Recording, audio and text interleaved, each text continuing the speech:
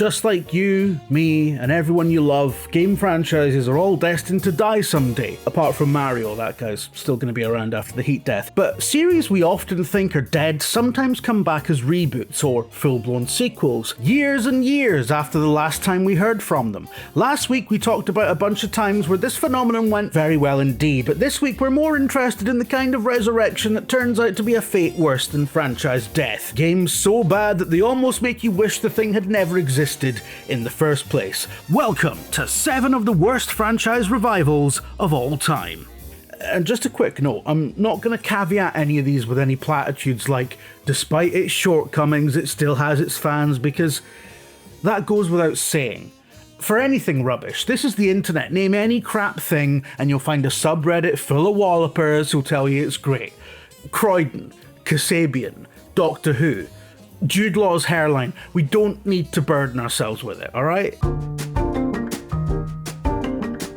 The original Thief game was a real milestone of an immersive sim that came along at a point in gaming history when everything was changing massively. 3D accelerated graphics were quickly becoming the norm, where just 5 years earlier, primitive stuff like Doom and TIE Fighter represented the cutting edge of technology and game design. Now we were in the era of Half-Life and Rogue Squadron. The sheer pace of advancement back then was dizzying, and Thief the Dark Project was a game of that caliber. A hugely forward-thinking stealth action game that actively discouraged open conflict and made light and sound truly matter, with sophisticated real-time raycasting and complex enemy AI making for a beautifully immersive and tense experience. At the time there was nothing like it, and it remains beloved, as do its 2 direct sequels, even though the third one is considered a bit of a letdown. And so when the news came in the early 2010s that Thief was set to return, a lot of people got their hopes up. In the time since the last game, we'd had an explosion of stealth action and immersive sims that all owed something to the original Thief. Things like Arcane's Dishonored, which you could argue is its modern heir. The sneaky bits of Oblivion and Skyrim are clearly inspired by it. Author Terry Pratchett even once opined that he considered Oblivion part of the Thief universe, which it isn't, but I understand what he was getting at. Thief 2014 didn't represent an old talent coming back to show the new guys how things were done.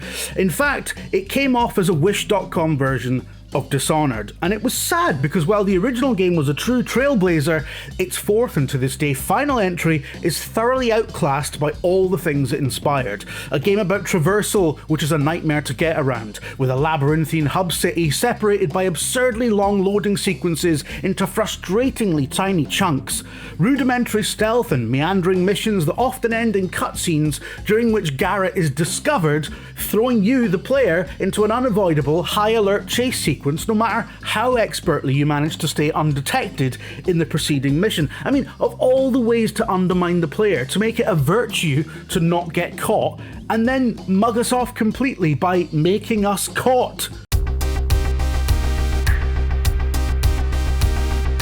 Back in 2008, Bionic Commando Rearmed became an absolute sensation on Xbox Live Marketplace, hailed as a definitive update to an 8-bit classic and, I can personally attest, one of the best local multiplayer games of the entire generation. And it was great strategy on publisher Capcom's part to reintroduce the series to modern audiences in this way, as developer Grin was already well into production on a rebooted Bionic Commando slated for release the following year. But where Rearmed had updated and refined a classic game's gameplay and visuals to current standards while preserving its tone and sensibilities, the fully 3D 2009 reboot looked and largely played like any of the myriad 7 out of 10 third-person shooters of the era, with overly long story cutscenes that took themselves a little too seriously, and the main character now sporting dreadlocks and looking like the assistant manager of a CEX. All the goodwill earned by Bionic Commando Rearmed had unfortunately then been squandered on an aggressively mid-game whose entire USP, the Spider-Man-like swinging mechanic from your bionic arm, wasn't implemented quite as flawlessly as it should have been, given it was the entire appeal of the game. All that could have been forgiven though had the game not become infamous for a late-stage narrative twist that gave rise in the game development community to the verb wife-armed, meaning to put something in your game that is so stupid and unintentionally hilarious that it completely undermines the whole experience. Because it turns out that this whole time, your bionic arm has the brain of your dead wife, hence wife-armed. Nah mate, you've absolutely f***ed that, you wife-armed it. The prospect of a fourth Mass Effect game was always on shaky ground. As fans of the series, we were all cautiously excited for it, but the third game in the original trilogy felt like a pretty closed ending to the whole thing. Not that I want to spend any time going on about the extremely controversial ending here, because that's a whole other video that I'll never bother making, because at this point everything to be said has been said, you know, and perhaps that leads us to Andromeda's second big problem. Mass Effect was already a bit of a sore point for a lot of people. To be honest, I liked the original ending of Mass Effect 3, and I think a lot of people were being very silly about it, but that's by the by. The fact is, Andromeda was going to have to be really great in order to A, make people look past all that, and B, 2, justify opening the thing back up at all, given how it seemed to have come to a pretty definitive conclusion. I mean, they already made us walk down a corridor saying a teary goodbye to all the companions. It was finished. We were done. So Andromeda needed to really blow us away. And it did, with how bland it was. Boring planets that made exploration feel like a chore, an extremely dull story that feels like it goes nowhere, only one new race showing up to greet you, a species of Mardy humanoid goat people whose society, customs, biology and architecture would have been completely unremarkable back in the Milky Way, and so it boggles the mind that these guys were the sole representatives of an entirely new galaxy. But none of those things are game killers. It wouldn't be the first BioWare or even Mass Effect game with some really fundamental issues. What really kills it, what really makes it unworthy of the Mass Effect name, is its almost total lack of memorable characters. Ryder is no Shepard, few protagonists are, but whereas the original game established these great personalities aboard the Normandy who you felt invested in, all fan favourite characters in their own right, not you, who you as a player actually bonded with like they were your actual friends and colleagues you were sharing this incredible space journey with, Andromeda had none of that. Andromeda had some of the most forgettable characters in BioWare's entire history, and with the average age on the Tempest feeling about half of that of the Normandy's crew, all about without the grounding of a militaristic organisation to keep things tight, the Tempest has the atmosphere of a student dorm. There's even an entire subquest about gathering all the accoutrements for a crew movie night, which I'm not against in principle. Paradoxically, it's one of the better quests in the game. Taking a breather for a good movie? I could get behind that. But it does demonstrate a complete shift from a series that was about capable, serious people desperately fighting to save not just civilization, but the very concept of intelligent life, and in the aftermath, hopefully survive the inevitable collapse of everything. Which is really heavy stuff. And that's not to say there wasn't room in the original Mass Effect for moments of lightness and levity. There absolutely was, but it never felt vapid. And apart from all that, it had the same issue as Star Trek Voyager, where they're in an unexplored region of space full of strange new worlds to discover, and they don't ever come across anything that would be out of place back home. And the writers clearly find space so boring that they spend half the show on the holodeck trying to shag rural Irish stereotypes and playing Assassin's Creed. I'm not supposed to talk about Star Trek, sorry. Sometimes a game series takes a couple of goes to really find its identity. Initially, Saints Row was a GTA clone in every possible sense, showing up in the early days of the Xbox 360 era to give some open world crime simulator relief to an audience who would have to wait another 2 years for GTA 4. While Rockstar's series started off as a daft joke but pivoted into prestige crime drama as the series went on, Saints Row had the opposite trajectory, initially more or less matching GTA's irreverent but fairly grounded tone, and then getting progressively more over the top with every subsequent release, culminating in an insane Matrix-inspired superpowered finale that went extremely meta in the final act and kind of disappeared up its own backside. But that was Saints Row's thing. It was wacky, silly, outrageous. It was the game for people who thought GTA had peaked at CJ battering cops with a giant purple dildo. Literally, Saints Row the Third was largely marketed on the fact that one of the weapons was a giant purple dildo. A real version of this was made and sent to a bunch of games publications as a marketing gimmick. Games marketing might be the only profession on the planet where you can send a giant novelty sex toy to someone unsolicited, and that's fine, that's no bother, you can get away with that. We used to play corridor jousting with the one at videogamer.com, it was great. I mean, come on lads, is it not a little pathetic to push Saints Row as the proper zany, no-holds-barred alternative to stuffy old GTA when the giant purple dildo you hang that off was already a throwaway gag in GTA, one that they didn't feel the need to, if you'll pardon the pun, make a big deal out of.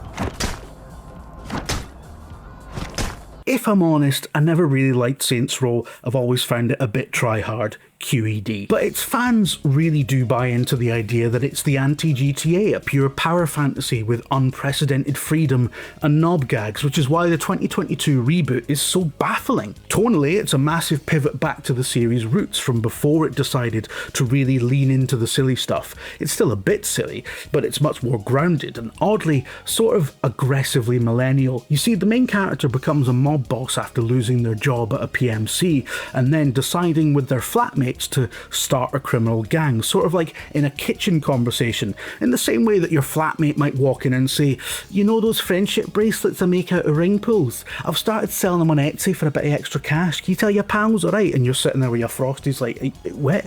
Do you think I hang out with people who want to buy friendship bracelets made out of ring pulls? What's happening here? That story's 85% true, by the way. But the point is this: why did Saints Row feel the need to reinvent itself as something a bit twee?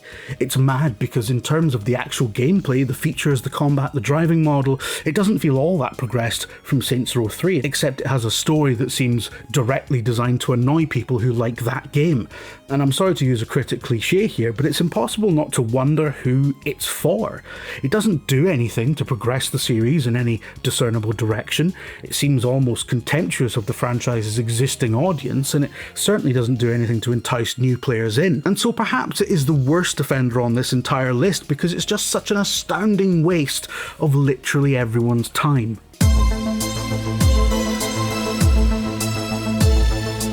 If you're an old like me, you'll have an enduring fondness for Golden Axe, the Sega belt battler sensation that was more or less Double Dragon with a Conan the Barbarian twist. The original game was an absolute joy to play with a mate in two-player mode on the Mega Drive or Genesis if you're in a less civilized country, and even well into the 90s it was a side-scrolling beat-em-up with some iconic bits that put it above most of the others, like the mad full-screen effects that kicked in when you triggered a special, the bit at the campsite where you got to kick pixies for power-ups, and of course the beasts, dragons, giant purple chicken things. You could kick a baddie off their mount, nick it, and become virtually unstoppable until you inevitably lost the mount. Beast riding was the cherry on a perfect arcade cake, and so it seemed like a no-brainer to base Golden Axe's 2008 reboot on that very feature. Unfortunately, Golden Axe Beast Rider is a notorious flop. There's nothing fundamentally wrong with the idea of giving Golden Axe a God of War style revamp. That is probably the original game's closest modern equivalent after all, or at least it certainly was at the time. But in an era when the beat-em-up had long evolved into 3D hack and slash with all manner of depth and complexity to suit every taste, from the mindless crowd pummeling of Dynasty Warriors to the rich and diverse spectacle combat of Devil May Cry, Golden Axe would really have to bring something special if it was going to compete directly with all of its children. And long story short, it didn't. Bland, boring combat, horrid, muddy visuals, and despite a welcome focus on the titular beast riding, a complete absence of all the other things that made Golden Axe, well, Golden Axe. No character select, so the PC roster had been reduced to a single protagonist who wasn't even the wee bearded Viking guy that everyone always went as because he had a cool head charge. But also, no multiplayer. No multiplayer. Whose idea was this? It's absolutely fundamental. A Golden Axe game without co-op is such a pointless and joyless prospect that it's frankly no wonder that it almost killed the series off entirely. But thankfully, despite the best efforts of Beast Riders, Sega announced a full-on modern reboot this time last year that, from the half-second glimpses we saw, does appear to include some form of co-op, a big daft chicken thing to ride on, and the return of Gilius Thunderhead, aka the mad wee bearded Viking guy that everyone goes as because he's got that cool head charge thing.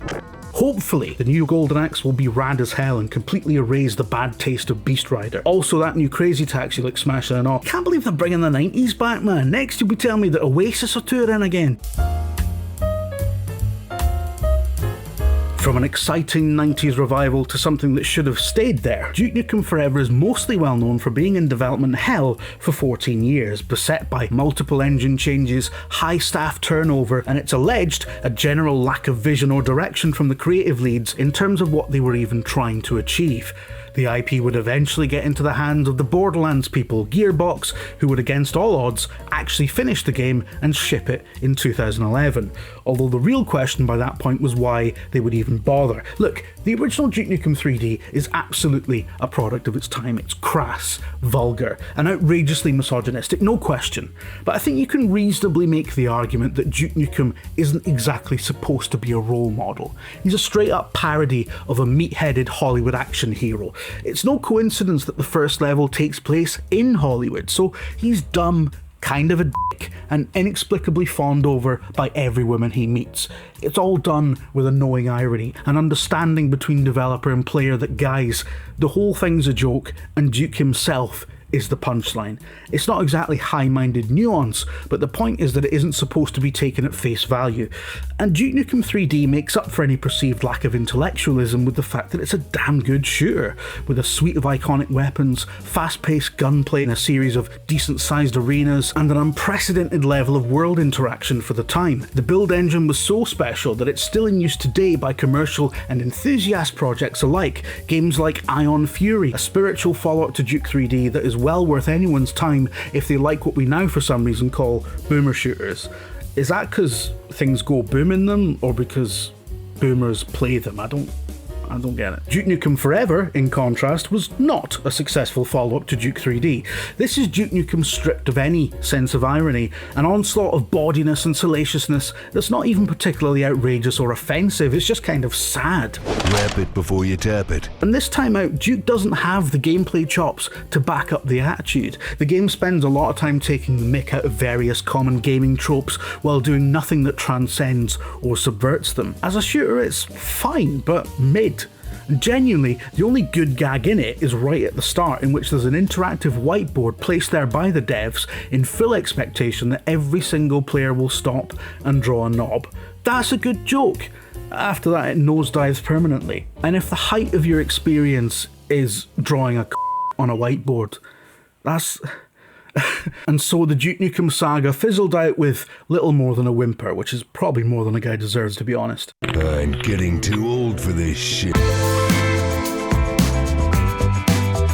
Hang on a minute, you might be thinking, if you watched our companion video to this one, the best franchise revivals of all time, how can Fallout 3 be at the top of both lists? Surely that's self-contradictory, Jim. I mean, I'm very complicated, thank you. Well look, I am a huge Bethesda fan, and therefore I'm very well trained in the art of knowing that something's rubbish while liking it anyway. Like, don't ever go at me about this. Cognitive dissonance is what keeps society going. Do you think anyone would eat steak if they had to watch a cow get a bolt through the skull every time they did? Anyway, look, Fallout 3 is an abysmal franchise revival because it frankly barely is one. Bethesda acquired a series that was highly regarded for its writing above all else, an isometric CRPG with a series of beautiful twists, tongue-in-cheek pop culture allusions, and a consistent post-apocalyptic world whose inhabitants actually did start rebuilding a high-tech civilization by the second game.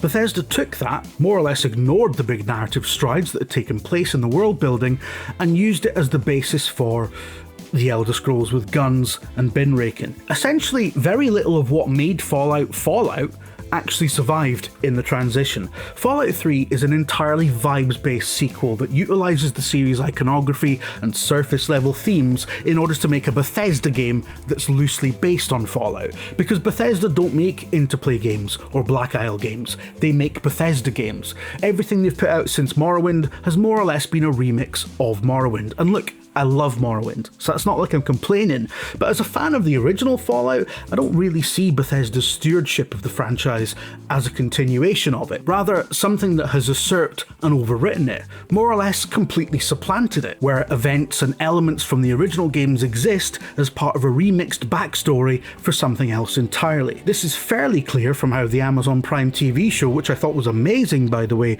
treats the continuity of the original games. It plays so fast and loose with the timeline and geography of the New California Republic that it's impossible to fully reconcile it all unless you just accept that Bethesda's take on the series is a broad strokes reboot of the whole thing that isn't actually intended to work as a continuation. And you know, that's fine. I love the Bethesda Fallouts. I love New Vegas. I love the Amazon Prime TV show. I think it's all marvelous, but are these things really Fallout? Well, no, I don't think so. In my heart of hearts, and that's why I think Fallout 3 is simultaneously the best and worst franchise revival of all time, because while it saved the series from oblivion, it did so by turning it into oblivion. It's like they distracted us with an identical goldfish, which looks similar and brings us joy by happily swimming around in an almost identical tank, but we know in the back of our minds that this isn't really our old goldfish because your dad flushed that down the toilet years ago after some sort of fish tank smashing DIY accident, and then supermarket sweeped pets at home in a panic and hoped you wouldn't notice when you got home from school. I did notice, by the way, Dad, I did. If you like these videos and the stupid things I'm doing with my hair because I can't be bothered to get it cut right now, please like and subscribe, and tune in from, you know, next year, because we're making a lot more of these, I can tell you that, I think.